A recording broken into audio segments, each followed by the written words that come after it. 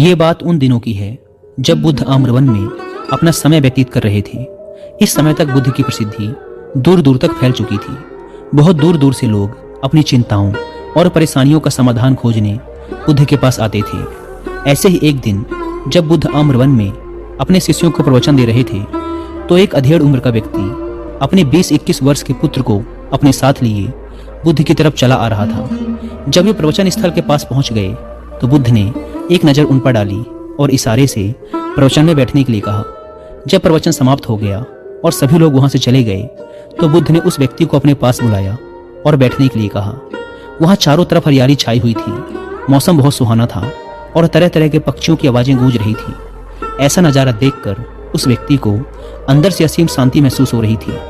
इसके बाद बुद्ध ने उस व्यक्ति से आने का कारण पूछा तो इस पर व्यक्ति ने कहा, हे तथागत, मैं 2 दिन की लंबी यात्रा करके अपने पुत्र को आपसे मिलवाने लाया हूँ। ये मेरा इकलौता पुत्र है और ये हर समय थका थका रहता है। ऐसा लगता है जैसे इसके अंदर कोई जान ही नहीं है, कोई प्राण ही नहीं है। इसका स्वभाव भी काफ़ी चिड़चिड़ा हो गया है। अगर हम इससे कुछ भी कहते हैं तो यह हमारी छोटी छोटी बातों पर गुस्सा हो जाता है। इसके देखने की क्षमता भी उम्र से पहले ही कमज़ोर हो गई है और इसके बाल भी सफ़ेद पड़ने लगे हैं। इतनी कम उम्र में इतनी बड़ी उम्र का लगना, मुझे तो कुछ समझ नहीं आ रहा कि इसके साथ हो क्या रहा है।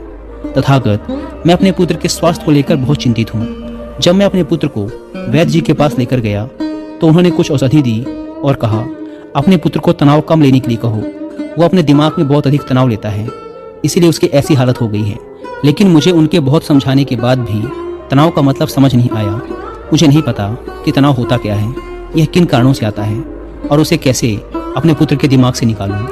लेकिन मुझे सबसे पहले तो ये समझना है कि तनाव होता क्या है। इसीलिए तथागत, मैं आपके पास आया हूँ। कृपया आप मेरी समस्या का समाधान कीजिए। यह सुन बुद्ध उसके पुत्र को बड़े ध्यान से देखते हैं, उसके चेहरे को देखते हैं, उसकी आंखों को देखते हैं और फिर उसके हाथों की नब्ज को भी देखते हैं। यह सारी विधि करने के पश्चात बुद्ध उस व्यक्ति से कहते हैं, तनाव लेना तो कोई नहीं चाहता, लेकिन फिर भी यह तनाव लोगों के दिमाग को दीमक की तरह पकड़ लेता है और व्यक्ति जान भी नहीं पाता कि वह तनाव में जी रहा है। लेकिन अगर व्यक्ति तनाव के कारणों को अच्छे से समझ लेता है और तनाव के बारे में कोई ऐसा पैमाना बना लेता है जिससे वह जान सके कि वह कितने तनाव में है, तो वह इस समस्या का समाधान भी खोज सकता है। सबसे पहले तो तुम ये समझो कि तनाव होता क्या है। जब भी कोई व्यक्ति कोई काम कर रहा होता है लेकिन उसका मन कहीं दूर भटक रहा होता है, कल्पनाओं में होता है, तो उसके शरीर और मन के बीच एक दूरी पैदा हो जाती है। यह दूरी जितनी अधिक होगी, व्यक्ति उतनी ही ज़्यादा बेहोशी की अवस्था में होता है और शरीर व मन के बीच की इसी दूरी, इसी खिंचाव को तनाव कहा जाता है। आखिर कोई पसंदीदा खेल खेलने के बाद व्यक्ति चुस्ती और प्रसन्नता से क्यों भर जाता है, जबकि उसने तो अपने शरीर को थकाया है। लेकिन समझने वाली बात यह है कि खेलते समय मन और शरीर एक साथ पूरी तरह से उस खेल में केंद्रित होते हैं, जिससे शरीर और मन के बीच दूरी पैदा नहीं होती और कोई तनाव पैदा नहीं होता। और अगर दिमाग में कोई तनाव था भी तो वो भी दूर हो जाता है। लेकिन इसके विपरीत जब हम कोई ऐसा काम करते हैं जो हमें पसंद नहीं, तो हमारा शरीर तो उस काम को कर रहा होता है, लेकिन हमारा मन कहीं दूर कल्पनाओं में भटक रहा होता है, जिससे शरीर और मन के बीच एक दूरी पैदा हो गई और तनाव ने जन्म ले लिया। इसीलिए व्यक्ति को एक समय पर सिर्फ एक ही काम करना चाहिए और अपने तन और मन की सारी शक्ति उसी एक काम पर लगा देनी चाहिए, जिससे व्यक्ति के अंदर तनाव पैदा ही ना हो। इसके बाद बुद्ध ने कहा, तनाव पैदा होने के मुख्य 8 कारण होते हैं और जिसने इन कारणों को समझ लिया वह जीवन भर तनाव मुक्त रह सकता है। मुख्य कारणों में सबसे पहला कारण है अति महत्वाकांक्षी होना। महत्वाकांक्षी होना अच्छी बात है, लेकिन क्या कभी आपने इस बात पर ध्यान दिया है कि इंसान के लक्ष्य कभी पूरे ही नहीं होते। उसका एक लक्ष्य पूरा हुआ नहीं कि वह दूसरे की तरफ भागने लगता है, दूसरा पूरा हुआ तो तीसरे की तरफ, और इस तरीके से वह अपने लक्ष्यों को पाने के लिए जिंदगी भर गोल गोल घूमता रहता है। इसीलिए जो व्यक्ति अति महत्वाकांक्षी होता है, जिसने बड़े बड़े लक्ष्य बनाए होते हैं, वह वर्तमान में कभी रह ही नहीं पाता। उसका मन सदैव भविष्य की योजनाएं बनाने में ही व्यस्त रहता है। उसका शरीर तो वर्तमान में रहता है, लेकिन मन भविष्य में ही रहता है, जिससे मन और शरीर के बीच दूरी पैदा हो जाती है और वह तनाव भरी जिंदगी जीने लगता है। बुद्ध के मुंह से यह बात सुन उस लड़के ने कहा, बुद्ध, तो फिर इसका मतलब है कि हमें लक्ष्य नहीं बनाने चाहिए, क्योंकि लक्ष्य बनाना भी तो महत्वाकांक्षा ही है। इस पर बुद्ध ने कहा, जीवन में लक्ष्य बनाना कोई गलत बात नहीं, लेकिन समस्या तब उत्पन्न होती है जब हम अपना पूरा ध्यान उस लक्ष्य से मिलने वाले परिणाम पर ही लगा देते हैं और उसके परिणाम की चिंता करते रहते हैं। व्यक्ति को वर्तमान में जीना आना चाहिए, आप लक्ष्य बनाइए और उस लक्ष्य की प्राप्ति के लिए कड़ी मेहनत करिए, लेकिन साथ ही साथ आपको इस बात का भी ज्ञान होना चाहिए कि आप अभी वर्तमान में जी रहे हैं और वर्तमान ही सत्य है। बुद्ध ने आगे कहा, तनाव का दूसरा सबसे बड़ा कारण है ईर्ष्या। जब व्यक्ति ईर्ष्या और जलन से भर जाता है तो उसका मन अंदर से सड़ने लगता है। ईर्ष्या एक आंतरिक घाव है। आंतरिक घाव यानी मन का घाव। व्यक्ति के शरीर का घाव तो भर सकता है, लेकिन मन का घाव कभी नहीं भर सकता। इसीलिए व्यक्ति को दूसरे की खुशी और तरक्की से कभी ईर्ष्या नहीं करनी चाहिए, क्योंकि ईर्ष्या तनाव का कारण है। इसके बाद बुद्ध ने तनाव का अगला कारण बताते हुए कहा कि अरुचिपूर्ण काम करने से भी मन में तनाव पैदा होता है। जो काम करना हमें पसंद ही नहीं है, जिस काम में हमारी रुचि ही नहीं है, उस काम में हमारा मन लग ही नहीं पाएगा। हमारा शरीर तो वहीं बैठा रहेगा, लेकिन हमारा मन कल्पनाओं की उड़ान भरेगा, जिससे शरीर और मन के बीच दूरी पैदा हो जाती है और व्यक्ति तनावग्रस्त हो जाता है। इसीलिए इंसान को हमेशा अपनी रुचि के अनुसार ही कार्य करनी चाहिए।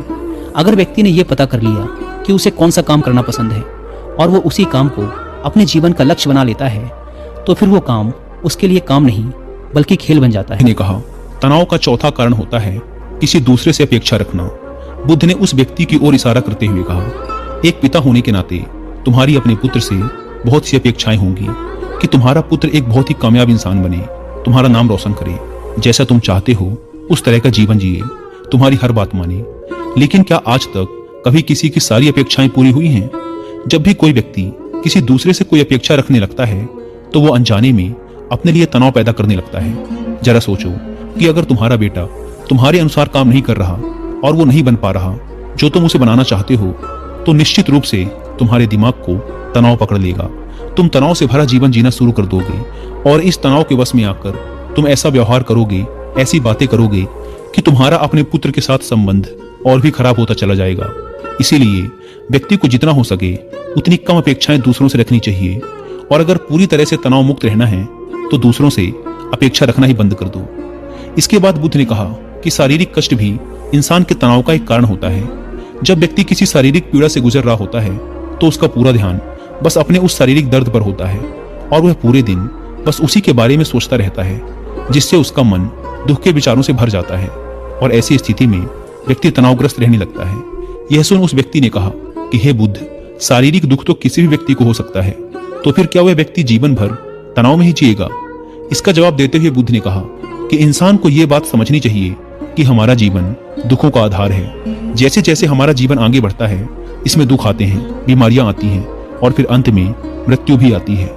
तो बीमारियां इंसान के जीवन का अभिन्न अंग है, कोई इनसे बच नहीं सकता।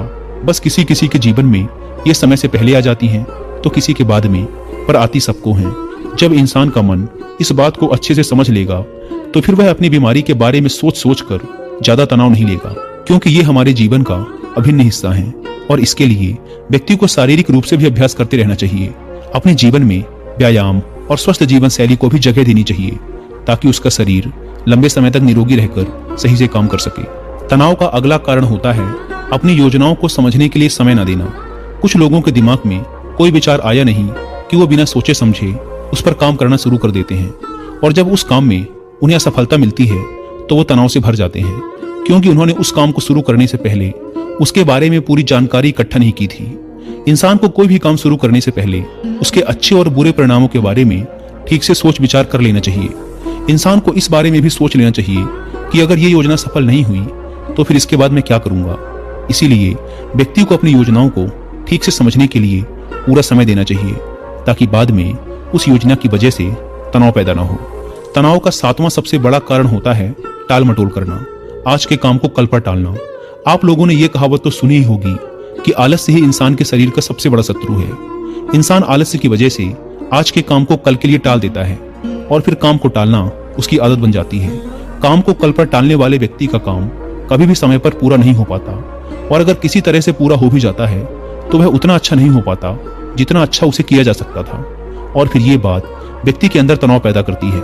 लेकिन काम को टालना या काम को एकदम अंत समय पर करना एक आदत है, इसीलिए व्यक्ति ना चाहते हुए भी बार बार अपनी इस आदत का शिकार बन जाता है और काम को टालता रहता है, और फिर जब काम की समय सीमा पास आ जाती है तो वह तनाव से भरकर काम को पूरा करने का प्रयास करता है। इसीलिए तनाव मुक्त रहने के लिए व्यक्ति को काम को टालने की आदत छोड़नी पड़ेगी, और यह तभी संभव है जब व्यक्ति काम को समय से पहले खत्म करने का निश्चय करें। सबसे आखिरी और सबसे प्रमुख कारण जो तनाव का होता है वो है ज्यादा सोचना। लगातार सोचते रहना भी एक बीमारी है और यह उस व्यक्ति में सबसे ज्यादा पाई जाती है जो कपोल कल्पनाएं करता है, जो अतीत की घटनाओं और भविष्य की बातों के बारे में सोचता रहता है, जो बेवजह के अनुमान लगाता रहता है। इसीलिए व्यक्ति को ज्यादा सोचने की आदत पर लगाम लगाना चाहिए। इसके लिए उसे जितना हो सके खुद को काम में व्यस्त रखना चाहिए और हर दिन ध्यान का अभ्यास करने को अपने जीवन का हिस्सा बना लेना चाहिए।